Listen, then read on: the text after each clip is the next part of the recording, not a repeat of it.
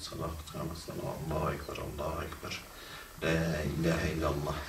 La ilahe illallah. Allahümme Rabbe hâzihi da'veti-t-tâmmeh ve's-salâtil-qâimeh. آت سيدنا محمدا الوسيلة والفضيلة والدرجة الرفيعة العالية إلهي وابعثه مقاما محمودا نذيرا. فمن شهد منكم الشهر فليصمه ومن كان مريضا أو على سفر فعدة من أيام أخر. سمع الله لمن حمده. الله أكبر.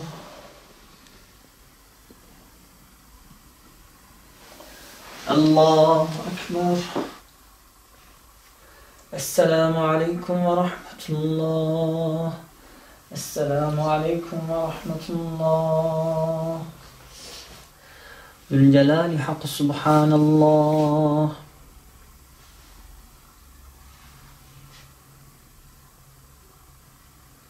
Ya Rahman, Ya Rahim, Ya Rabbul Alemin. Sonsuz hamd ve senalar sana mahsustur. Sana güvenir, sana sığınırız. Sana ne kadar hamd, sena ve şükür, teşekkür etsek azdır. Salatü selam Allah Resulüne, ailesine, eshabına, mukaddes ehline, senin yolunda mücadele eden muvahhidler, mücahitlerin ve ailemizin üzerine olsun. Ya Rabbi sen bizi dost yolun üzerinde ayırma. Ayağımızı sağlam kıl. Bize nimet verdiğin kişinin yoluna eylet. Ya Rabbi sen bizi, günahlarımızı bağışla. Büyük küçük bilerek bilmeyerek yaptığımız bütün günahlarımızı bağışla, bizi affeyle. Annemizi, babamızı, bütün Müslüman kardeşlerimizi bağışla, affeyle. Bu dünyada ve ahirete bize iyilik ve güzellikle ihsan eyle. Cehennem ateşinden bizi koru. Ya Rabbul Alemin.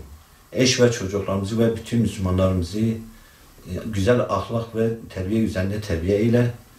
Günahlarımızı bağışla, bizi affeyle Ya Rabbi.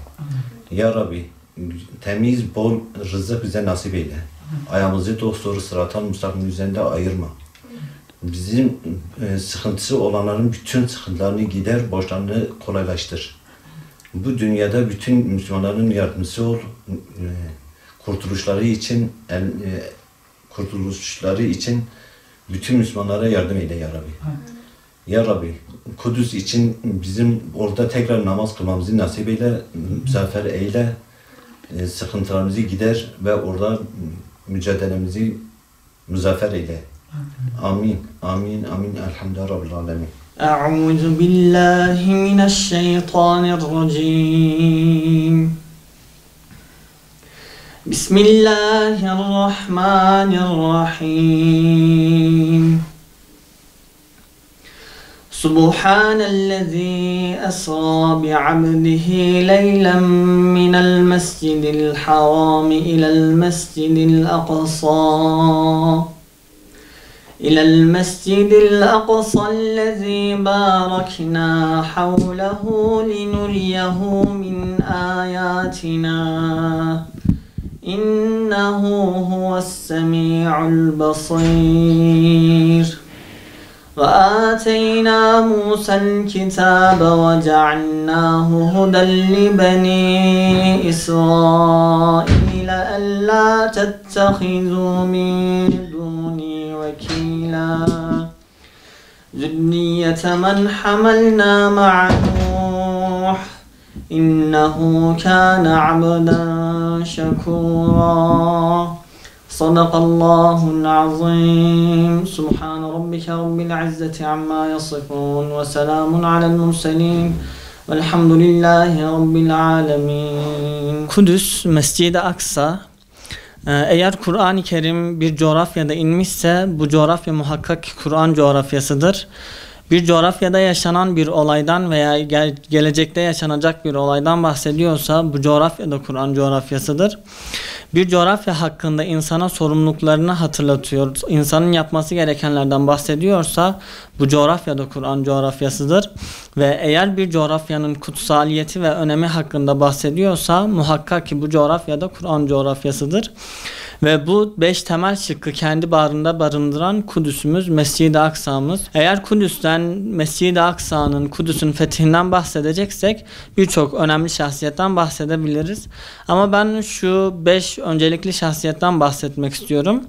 Hazreti Ömer radıyallahu anh adaletin kendisinde vücut bulduğu, adaletin timsali olmaya hak kazanmış 4 büyük halifenin ikincisi.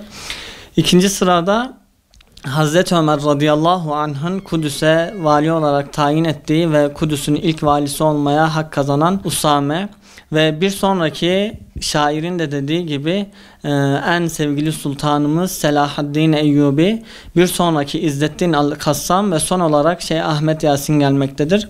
Ve eğer bizler Kudüs'ü fethetmek istiyorsak gerçekten bizden önceki fatihlerin yol adımlarını takip edip onların yol işaretlerine bakarak hareket etmemiz gerekmektedir. Bu anlamda Hazreti Ömer radıyallahu anh bize buyuruyor ki siz adalet olun, adaletsiz olsun. Hayatınızın her alanı, her noktası adaletli olsun. Ve bir sonraki Usame İbni Samit, Kudüs'ün ilk valisi olan Usame İbni Samit, Kudüs için kanını akıtıyor ve onun uğruna canını veriyor. Kıyamete kadar onu korurcasına, onun muhafızı olurcasına Kudüs'e sırtını dayayıp ebediyete uzanmıştır. Selahaddin Eyyubi radıyallahu anh bize diyor ki ben Kudüs'ü kılıcımla fethetmedim. Ben Kudüs'ü Kadı Fadıl'ın kalemiyle fethettim. Ve şu nokta da çok önemlidir ki eğer fetihten bahsedeceksek öncelikle fethin ne demek olduğunu bilmemiz gerekmektedir. Fetih deyince, Efendimiz Mekke'yi fethetti deyince eğer binlerce kişilik ordunun Mekke'yi ele geçirmesi olarak anlıyorsak kesinlikle yanlış anlıyoruz. Fethetmek demek bir şeyi açmaktır. Efendimiz Mekke'yi fethettiğinde herhangi bir şeyi açmadı. Açılan tek şey Mekke'nin kalbinin İslam'a açılması oldu. 12 yılda Mekke kendisini fetheden yiğitleri fethetti ve sonra yiğitler Mekke'yi fethettiler. Eğer bizler de Kudüs'ü fethetmek istiyorsak öncelikle Kudüs ruhunun kalbimizi ve ruhumuzu fethetmesine müsaade etmemiz gerekmektedir. Ve Selahaddin Eyyubi de bu konuyla ilgili şunu diyor. Diyor ki ben Kudüs'ü kılıcımla fethetmedim. Kadı Fadıl'ın kalemiyle fethettim. Yani Kadı Fadıl her seferinde Kur'an'dan ve sünnetten demetlerle Kudüs ruhunun Selahaddin Eyyubi'nin kalbine işlenmesine vesile olup Selahaddin Eyyubi'nin de Kudüs'ü fethetmesine vesile oluyor. Rabbim bizleri de Kudüs'ün fatihlerinden eylesin inşallah. Şununla ilgili şöyle bir örnek vermek istiyorum. Mevdudi'nin çok güzel bir örneği vardır. Bir gün Mevdudi Hazretlerine soruyorlar. Diyorlar ki camiler hepsi dolu, ezanlar her yerde okuyor. İslamabad'da ezanlar yükseliyor. Diyor ki biz acaba tam olmadık mı? Acaba ümmet birleşmedi mi artık? O da şöyle bir örnek veriyor. Diyor ki düşünün ki sizin bir kamyon tuğlanız var. Kamyonu boşaltıyorsunuz. 3-5 tane işçi tutup diyorsunuz ki bunları taşır mısınız? İşçiler kabul ediyorlar. Ama akşam dönüyorsunuz, bakıyorsunuz tuğlalar taşınmamış. Diyorsunuz niye taşımadınız? Diyorlar ki siz büyük insansınız. Diyorsunuz haydi taşıyalım. Onlar tekrar diyorlar ki siz büyük insansınız. Diyor haydi vakit geçiyor taşımamız lazım. Diyorlar ki siz büyük insansınız. Biz de Rabbimizin büyüklüğünü elhamdülillah kabul etmişiz. Ama şu işçilerin yaptığı gibi biz de Rabbim sen büyüksün deyip yapmamız gerekenleri yapmıyoruz. Bu konuda Rabbimiz de ayetinde zaten diyor ey iman edenler iman edin. Yani iman ettim diyerek kurtuluşa eremeyiz kesinlikle. İmanımızın gereklerini yerine getirmemiz en büyük şart zaten bu konuda. Kudüs Filistinlerin başkentidir. Yani Amerika şu anda Kudüs'ü İsrail'in başkenti ilan ediyor. Biz İsrail diye bir devlet olarak tanımıyoruz zaten. Öyle bir devlet yoktur. Olsa İsrail başkenti cehennem olur. Başka bir şey olamaz. Bunlar kendilerine bir pay edinmek istiyorlar. Ama kesinlikle Müslümanlar, müminler buna izin vermeyeceklerdir. Kesinlikle böyle bir şey de olamaz. Yani kesinlikle olamaz. Müslümanların Kudüs'e sahip çıkması lazım. Mescid-i Aksa'ya sahip çıkması lazım. Gençlerin gerçekten kalben inanması lazım. Bu sadece dille söylenmesi değil, kalbin inanç meselesidir. Kalpten gelen bir şeydir. Eğer insanın kalbinde bir şey yoksa zaten her şey boştur. Çünkü iman etmek kalben kabul etmektir. Yoksa normalde başka bir şey yoktur. Bu kafirlerin büyük oyunları Kudüs'ü ortadan kaldırılması, Mescid-i Aksa'yı ortadan kaldırma olayı vardır. Bunların mücadelesi vardır. Müslümanların da bunların yapabildiği kadar değil, daha fazlasıyla mücadele etmesi lazım ki Kudüs'ü ve Mescid-i Aksa'yı kurtarabilelim. ve kurtardığımızda inşallah Teala orada da Meşri Aksa'da namaz kılma şerefine nail olacağız inşallah. Kudüs bir Müslüman için, yani bizler için ilk başta ilk kıblemizdir. En büyük şey Müslümanlar için önemi budur. Kudüs malumumuz semavi dinler için, ehli kitap için 4 tane büyük din için önemli bir yere sahiptir. Bunun için yıllardan beri, yani yıllardır süre gelen bir savaş, bir mücadele vardır. Gerek Yahudiler, gerek Müslümanlar, gerekse İseviler için büyük bir mücadele örneğidir Kudüs. Selahaddin Eyyubi'nin savaşarak, bedel ödeyerek almış olduğu Kudüs, içinde bulunduğumuz yüzyıl içerisinde İsrail denilen bir terörizm tarafından tekrardan işgal altındadır. Günümüzde tekrar değinmek isterim ki büyük bir mücadele örneğidir Kudüs. Gerek Şeyh Ahmet Yasin, gerek Şikaki, gerek Yahya Ayyaş, gerek Rantisi, böyle büyük insanların vermiş olduğu bir diriliş muştusudur Kudüs. Öyle insanlardır ki birisi boyundan aşağıya felçli ve buna rağmen İsrail devletine büyük korku salmış ve onu Apache helikopterleriyle şehit etmeyi göze alacak kadar alçak bir devlettir İsrail. Ve böyle müvahhid, mücahit insanların yetiştiği bir coğrafyadır Kudüs. Yıllardır mazlumiyetin, kanın, gözyaşının aktığı ve süre geldiği bir yerdir Kudüs.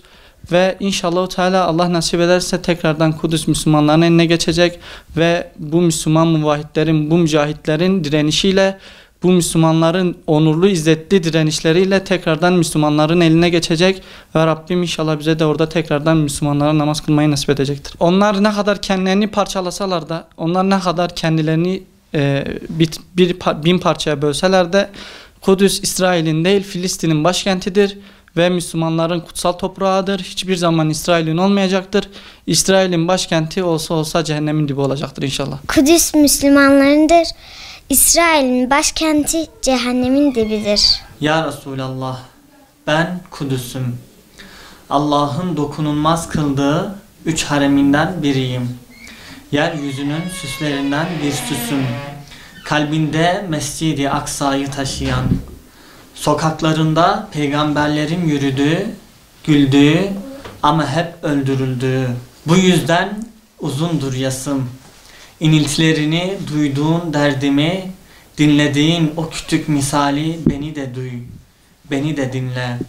Bugün hem garip hem de mahpusum. Ebvadan döndüğün günkü gibi öksüz. Taif'te taşlandığın günkü gibi sahipsiz. Ebu Talip mahallesindeki gibi yalnız, tepeden tırnağa pusum. Ben Kudüs'üm, Mekke-i Mükerreme'nin kardeşi, o zemzemle umman bense kan dolu bir tasım. O şehirlerin anası, ben şehirlerin mazlumuyum. O sevinç gözyaşlarından deniz, ben acılardan bir şehirim. O ayaklar altında kalmasın diye bir İsra gecesinde şeref verdiğin fakirim. Başım üstüne dedim, başımla beraber dedim. Ben Kudüs'üm.